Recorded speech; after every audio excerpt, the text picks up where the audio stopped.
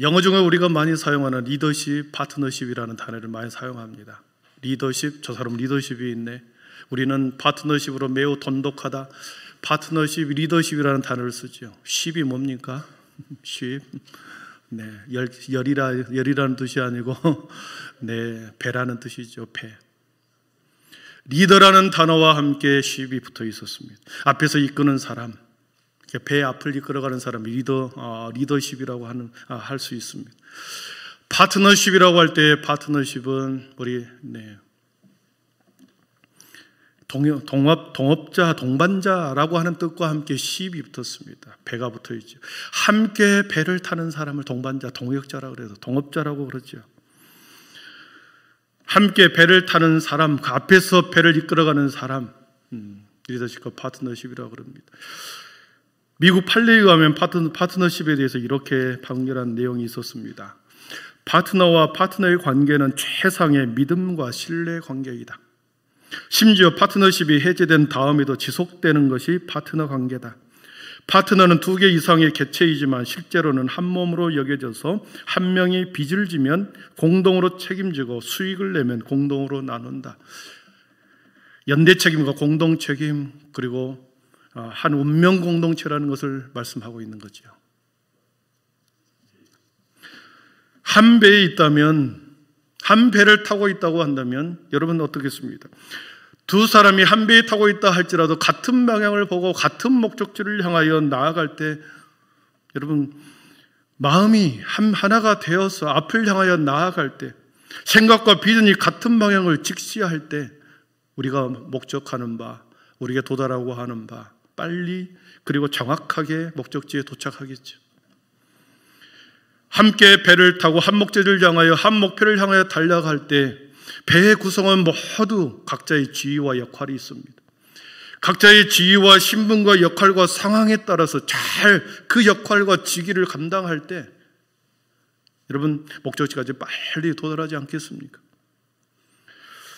배 안의 구성원 간에 서로 마음이 하나 되지 아니하고 서로 나누어진다, 서로 신뢰하지 못한다. 그러면 어떻게 되겠습니까? 그 배는 바다 한복판에서 표류하고야 말 것입니다.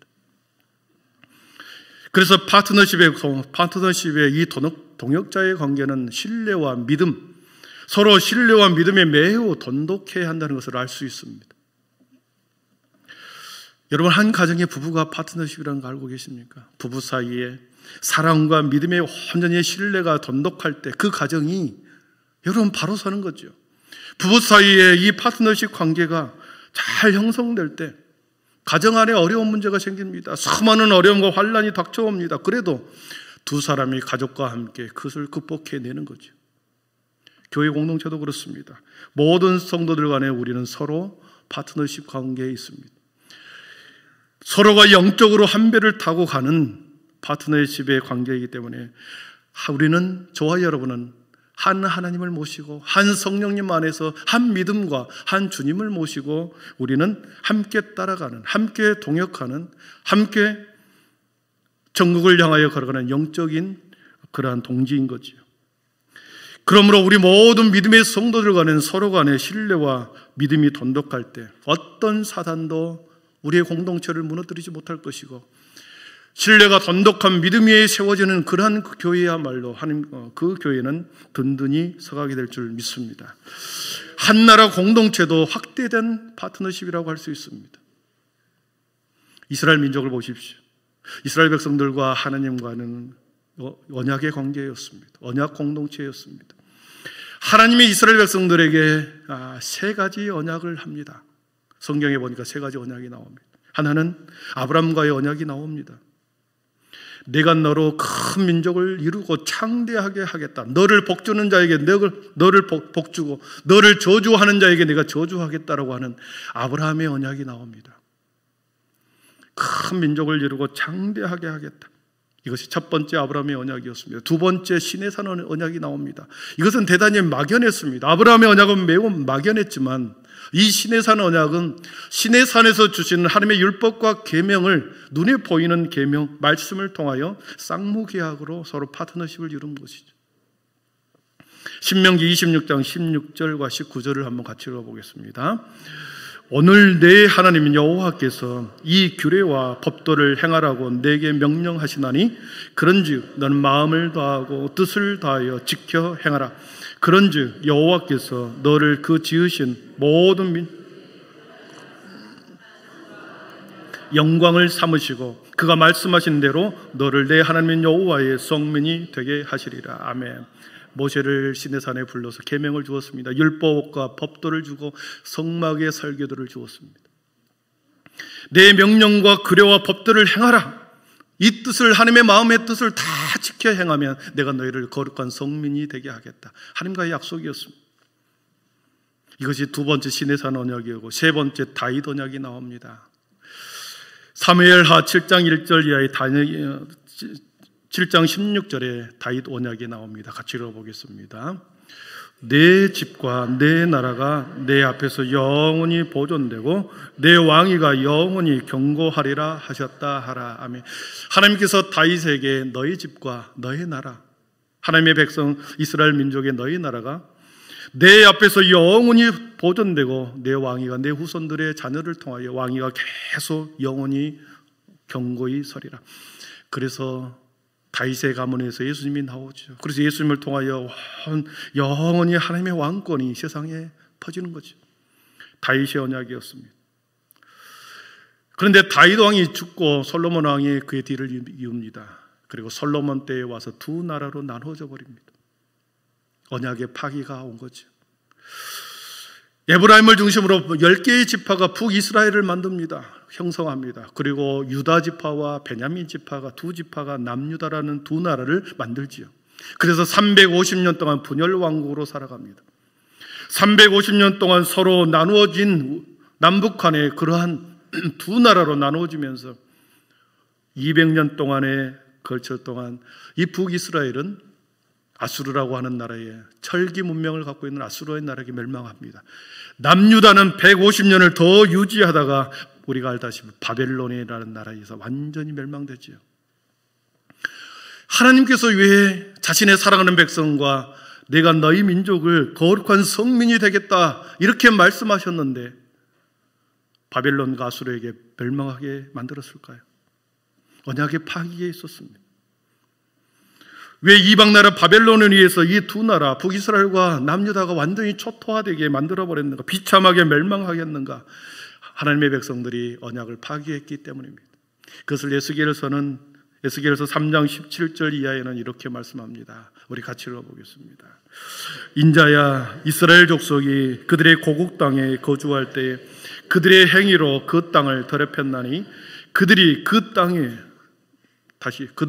땅 위에 피를 쏟았으며 그의 우상들로 말미암아 자신들을 더럽혔으므로 내가 분노를 그들 위에 쏟아 그들을 그 행위대로 심판하여 각국에 흩으며 여러 나라에 해쳤더니 그들이 이른바 그 여러 나라에서 내 거룩한 이름이 그들로 말미암아 더러워졌나니 곧 사람들이 그들을 가리켜 이르기를 이들은 여호와의 백성이라도 여호와의 땅에서 떠난 자라 하였음이라. 아멘.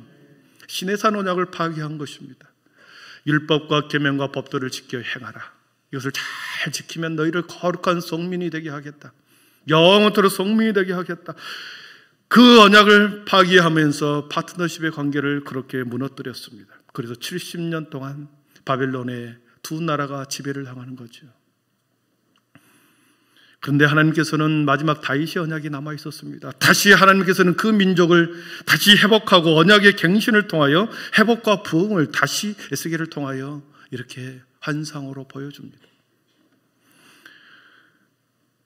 에스겔서 36장 23절에 다윗의 언약이 나옵니다. 같이 읽어봅니다.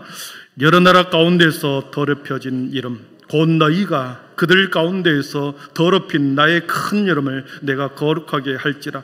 내가 그들의 눈앞에서 너희로 말미암아 거룩함을 나타내리니 내가 여호와인 줄을 여러 사람들이 알리라.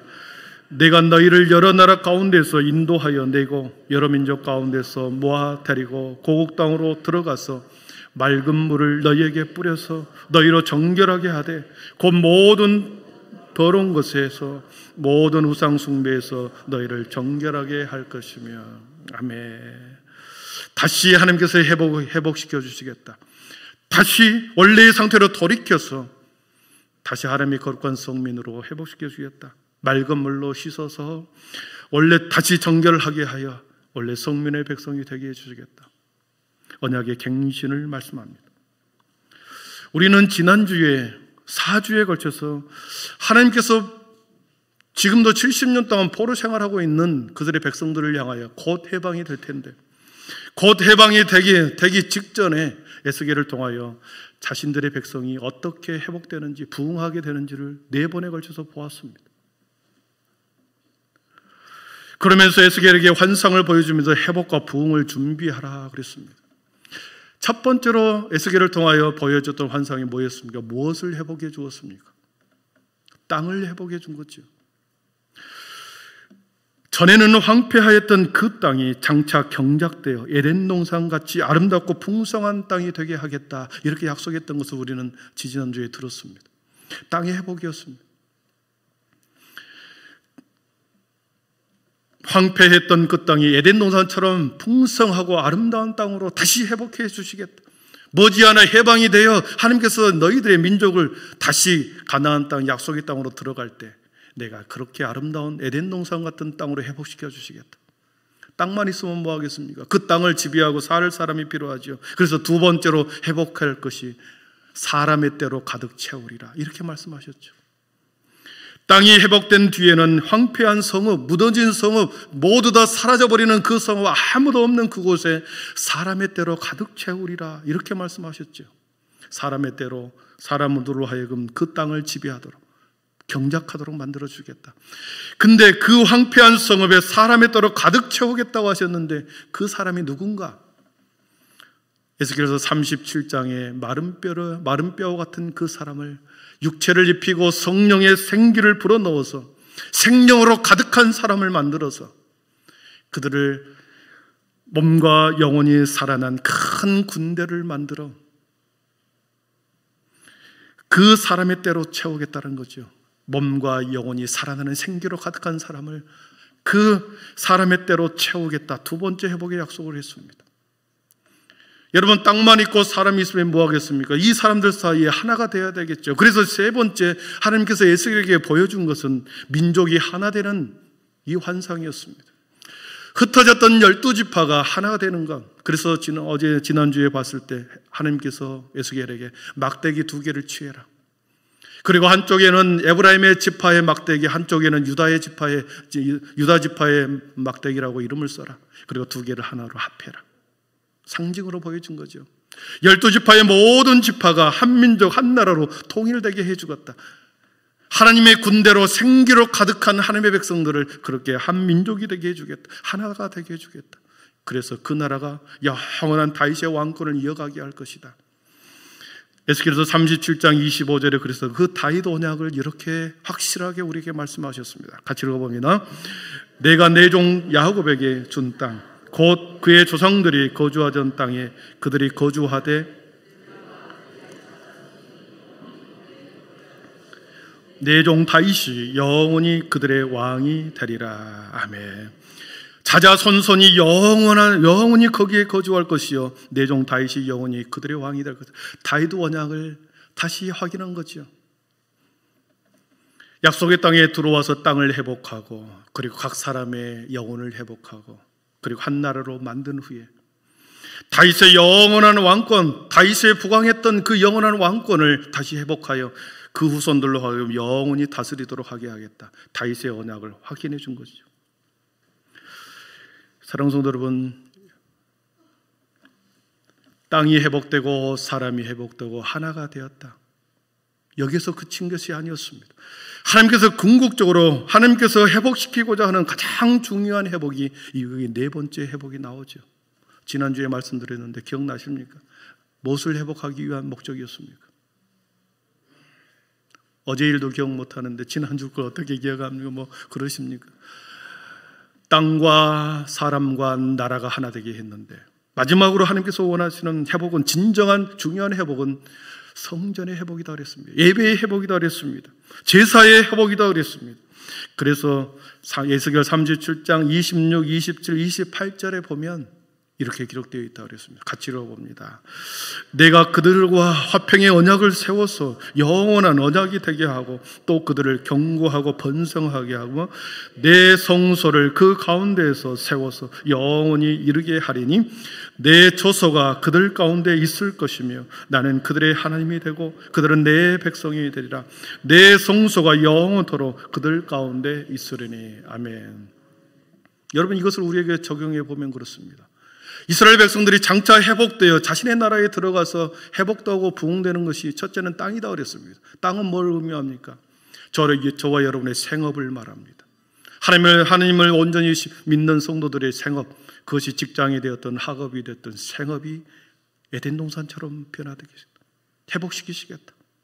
두 번째로 사람의 떡으로 가득 채우겠다. 그 사람은 생명이 가득한 사람이다 그랬습니다. 우리의 영혼, 각 사람의 영혼이 회복되는 것을 의미합니다. 저와 여러분의 믿음의 성도들이 영혼이 회복되는 것, 그리고 한 나라가 되게 하겠다고 하는 것은 우리 교회를 하나 되게 하겠다는 것입니다. 이 땅에 있는 모든 교회의 성도를 하나 되게 하겠다. 하나님의 한 분 하나님, 성령도 하나요, 주도 하나요, 믿음도 하나요, 하나님도 한 분이신 그 하나님으로 인하여 교회가 하나 되게 해주겠다, 이거죠. 여러분, 하나 되기 위해서 뭘 할 겁니까? 하나 되기 위해서 뭐 할 겁니까? 내가 내 직업이 흥황하고 많은 돈을 벌고 많은 건강이 회복되고 내 주위의 자녀들이 잘 되는 건 뭐 할 겁니까? 마지막으로 하나님께서 원하는 것은 그것을 통하여 하나님을 예배하라, 성전의 제사를 예배를 회복시켜라고 하는 것이죠. 성전의 회복, 예배의 회복은 단순히 건물을 새롭게 짓거나 리모델을 하는 것이 거기에서 그것을 세우는 것이 아니었습니다. 성전의 회복은, 예배의 회복은 하나님의 임재가 없는 그곳에 하나님의 임재가 들어오는, 하나님의 영광이 들어오는 것을 의미합니다. 오늘 본문은 그것을 말씀하고 있죠. 두 주에 걸쳐서 말씀하겠는데, 성전의 회복, 예배의 회복은 성전 안에 하나님의 영광이 다시 들어오는 것입니다. 떠나갔던 하나님의 영광이 성전 안에 다시 들어와, 그래서 그 성전 안에서 우리가 함께 예배할 때 나의 영혼이 다시 살아나고 공동체가 살아나는 하나님의 영광을 경험하는 것, 예배의 회복을 의미합니다. 오늘 말씀 2절, 4절, 5절을 보십시오. 2절, 4절, 5절을 같이 읽어봅니다. 이스라엘 하나님의 영광이 동쪽에서부터 오는데 하나님의 음성이 많은 물소리 같고 땅은 그 영광으로 말미암아 빛나니 여호와의 영광이 동문을 통하여 성전으로 들어가고 영이 나를 들어데리고 안뜰에 들어가시기로 내가 보니 여호와의 영광이 성전에 가득하더라. 아멘. 지금 이 말씀은 아직 포로 생활 가운데 있습니다. 아직 포로 생활 마지막 끝에 와서 곧 회복되는 그 나라에, 곧 회복시키기 직전에 아직 포로 생활 가운데 있었습니다. 환상을 보여준 거죠. 소망을 잃어버린 자들, 힘들게 노예 생활하고 있는 자신의 백성들을 향하여 앞으로 이렇게 땅과 민족과 나라가, 그리고 예배를 회복시켜 주는데 하나님의 영광으로 가득한 예배를 드리는 그 하나님의 성전을 회복시켜 주겠다, 소망의 말씀을 에스겔에게 보여준 거죠. 그러니 그 소망과 그 믿음을 가지고 기다리라. 성전 안에 하나님의 영광이 가득한 이 상태, 이것이 성전의 회복이었습니다. 이 영광이라고 하는, 카보드라고 하는 이 단어는 인간이 하나님의 영광을 표현할 때 인간의 어른을 표현해낼 수 있는 최고의 표현입니다. 꽃뿌리 영자에 그리고 빛광을 쓰죠. 빛나고 아름다운 영의 하나님의 모습을, 빛나고 아름다운 영의 신령스럽고 성스러운 빛, 하나님의 영광을 이렇게밖에 표현할 수가 없는 거죠. 2절에 보십시오. 2절 끝에 중간 말씀에 보면 동쪽으로부터, 하나님의 영광이 동쪽으로부터 오는데 하나님의 음성이 많은 물소리 같고, 하나님의 음성이 많은 물소리 같고 땅은 그 영광으로 말미암아 빛나니 그랬습니다. 여러분, 많은 물소리, 폭포수와 같은 엄청난 물이 쏟아지는, 여러분, 폭포수와 같이 엄청난 물이 쏟아지는 것은 압도된 위험을 말합니다. 하나님의 압도된 위험, 하나님의 음성에, 하나님이 선포하시는 그 음성에 압도된 위험을 나타내는 것이고, 하나님의 영광은 빛으로 나타난다는 것을 의미합니다. 하나님의 영광이 들어오거나 비출 때는 어떤 압도적인 위험이 있습니다. 경건함 속에서 거룩한 정념으로 불탑니다. 하나님의 영광이 들어올 땐 두려움 속에 차있는 위엄과 그리고 밝은 빛을 경험하게 됩니다. 성전의 회복은 이렇게 하나님의 정념, 압도된 위엄, 그리고 빛으로 가득한 그것이 하나님의 영광, 성전의 예배의 회복을 의미합니다. 이 에스겔에게 보였던 성전의 영광을 이미 성경에는 2번 더 하나님의 영광이 어떤 것인지를 보여주었습니다. 출애굽기 40장 34절에 보니까 모세가 하나님으로부터 해막의 설교들을 가지고 해막을 다 지었습니다. 하나님이 시키는 대로 해막을 완성했습니다. 그러고 난 후에 하나님께서 그 해막 안에 성막 안으로 영광이 들어옵니다. 같이 읽어보겠습니다. 구름이 해막에 덮이고 여호와의 영광이 성막에 충만함에 모세가 해막에 들어갈 수 없었으니 이는 구름이 해막 위에 덮이고 여호와의 영광이 성막에 충만하였으며. 아멘. 성막 안에 하나님의 영광으로 가득한 그런 구름으로 가득한 빛으로 가득한 것을 보았습니다. 성경에는 기록하고 있습니다. 또한 솔로몬 왕이 솔로몬 성전을 지었습니다. 황금 성전을 지었습니다. 멀리서도 바라볼 수 있는 빛, 대낮에는 그 태양의 빛을 반사하도록, 그리고 밤에는 달빛을 통하여 그 금으로 만들어진 성전을 멀리서도 볼 수 있도록 황금으로 만든 솔로몬 성전, 그 성전을 완성한 후에 봉헌식을 드릴 때 또한 이러한 하나님의 영광이 들어왔습니다. 우리 같이 열왕기상 8장 10절을 읽어봅니다. 제사장이 성소에서 나올 때에 구름이 여호와께서 성전에 가득하며 제사장이 그 구름으로 말미암아 능히 섬기지 못하였으니 이는 여호와의 영광이 여호와의 성전에 가득함이었더라. 아멘. 모세에게 부어졌던 해막의 영광, 그리고 솔로몬 왕 시대 때 보여줬던 하나님의 영광, 그것을 에스겔에게 이제 보여준 것입니다. 이렇게 회복시키시겠다. 그런데 하나님께서 에스겔 10장에 하나님의 영광이 성전에서 떠나가는 것을 보여줬거든요. 하나님의 영광이 성전에서 떠나가는 그 모습을 보여주고 43장에 와서 하나님의 영광이 다시 들어오는 모습을 보여준 겁니다. 에스겔서 10장 18절에 보니까 하나님의 영광이 떠나간 것을 이렇게 기록하고 있습니다. 여호와의 영광이 성전 문지방을 떠나서 그룹들 위에 머무르니 그룹들이 날개를 들고 내 눈앞에 땅에서 올라가는데 그들이 나갈 때에 바퀴도 그 곁에서 함께 하더라. 그들이 여호와의 전으로 들어가는 동문에 머물고 이스라엘 하나님의 영광이 그 위에 덮였더라. 하나님의 영광이 예루살렘 성전에서 떠나가 버린 것을 에스겔에게 보여주었습니다. 너희들이 왜 이렇게 바벨론 땅에서 70년의 포로 생활하는지 아느냐? 하나님의 영광이 떠나갔다. 신의 산 언약과 함께 하나님의 영광이 떠나간 그 성전이, 하나님의 영광이 떠나갔기 때문에 솔로몬 성전은 완전히 파괴되고 하나님의 그 안에서 예배드렸던 성도들은 다 잡혀서 뿔뿔이 흩어지게 했다. 하나님의 영광이 떠나가는 곳은 바로 이런 것이다. 하나님의 영광이 떠나가는 그곳은 바로 그런 것이다. 백성들은 뿔뿔이 흩어지고 이방 사람들에게 모욕과 치욕을 당한 것이 하나님의 영광이 떠나갈 때 이런 모습이었다. 그러면서 그 영광이 떠나간 10장에서 그 모습을 보여줬다고 하면 다시 43장에 와서 하나님의 영광이 들어오는 것을 보여준 것이죠. 다윗 언약을 상기하면서 다윗의 왕권을 다시 회복하기 위하여 에스겔을 통하여 성전이 회복되는 장면을 43장, 44장, 45장, 46장, 47장까지 계속해서 보여줍니다. 그러면서 성전의 부흥과 예배의 부흥을 꿈꾸라, 기대하라. 아직은 포로로 있지만 곧 그렇게 성전을 회복시켜 줄 것이다, 예배를 회복시켜 줄 것이다, 그렇게 준비하라 한 것이죠. 말씀을 정리합니다. 사랑하는 성도 여러분, 오늘 살아가는 이 시대에 교회를 향한 이 말씀이 이 땅의 교회를 향한 하나님의 말씀인 줄 믿습니다. 우리 교회를 향한 또한 말씀으로 우리가 받기를 소원합니다. 이 땅에 수많은 교회들이 있습니다. 우리 교회도 수많은 교회 중에 하나의 교회이죠. 이 땅의 교회가 너무나 아파하고 있습니다. 이 아파하는 교회를 붙잡고 이 시대를 살아가는 성도들 또한 너무나도 아파하고 있습니다. 영적으로 힘들어할 때 예배가 너무나도 인본주의로 흘러가고 형식적으로 드려지는 모습을 보면서 성도들도 교회도 매우 힘들어졌습니다. 왜 그렇습니까?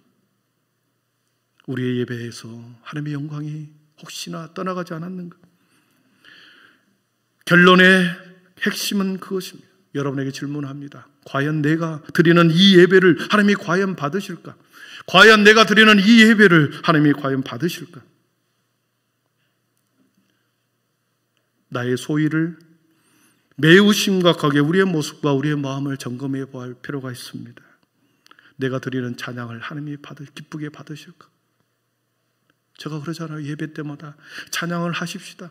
찬양은 우리의 흉악의 결박을 풀어내는 겁니다. 곡조 있는 기도입니다. 찬양을 부를 때 우리의 마음을 다하여 전심으로 부릅시다. 부를 때 나의 마음속에 묶여있던 흉악의 결박들이 떠나갑니다.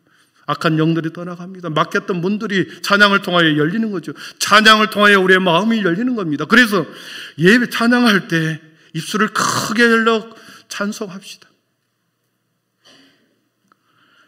혹시나 여러분 내 기도가 하나님이 듣고 계실까? 내 기도를 듣고 계실까? 여러분 생각해 보셨습니까? 내가 드리는 헌금을 하나님께서 희망하게 받으실까? 우리의 소위를, 우리의 믿음을 살펴보기를 축원합니다. 하나님의 영광이 떠나간 형식적인 예배, 그 형식적인 예배 가운데서 아무리 드럼과 사운드를 가지고 일시적인 감정의 카타르시즘을 느낄 수는 모르나 그 감정을 가지고 이 험한 세상을 우리가 살아갈 수 있겠습니까? 예배의 회복을 통한 찬양의 기쁨이 넘쳐나고 기도의 능력을 체험하고 찬양의 기쁨이 가득하고 기도의 능력을 체험하여 이 두 것을 장착하여 세상으로 나아갈 때 수많은 사단의 공격을 통하여 우리를 몰라온다 할지라도 우리가 능히 그 능력과 찬양의 기쁨을 가지고 물리쳐내지 않겠습니까? 여러분에게 이러한 은혜가 있기를 축원합니다. 하나님의 영광이 떠나갈 때 서구의 수많은 교회들이 문을 닫고 있습니다. 하나님의 영광이 떠나갔던 사울 왕은 길보아 전투에서 자결을 하고야 말았습니다. 하나님의 영광이 떠나간 삼손은 두 눈이 뽑혀버렸습니다. 하나님의 영광이 떠나갈 때 맛을 잃은 소금처럼 많은 사람들에게 짓밟히고야 말았습니다. 하나님의 영광이 성전에 우리의 예배 가운데 떠나가지 않도록 붙드십시다. 하나님, 내 기도를 붙들고 내가 간절히 예배를 붙들고 찬양을 붙들고 기도를 붙들고 다른 사람이 기도할 때 내 마음을 담아 기도를 같이 힘을 북돋도록 기도해 주는 것, 함께 찬양을 붙들고 함께 기도를 붙들 수 있기를 축원합니다. 그래서 우리 교회가 다시 하나님의 영광으로 가득하여 이곳에 들어오는 모든 사람들이 아픈 사람, 영적으로 힘든 사람, 낙심한 사람, 다시 빛을 찾아 소망을 되찾는 우리 교회와 저와 우리 모두 되기를 축원합니다. 기도하겠습니다.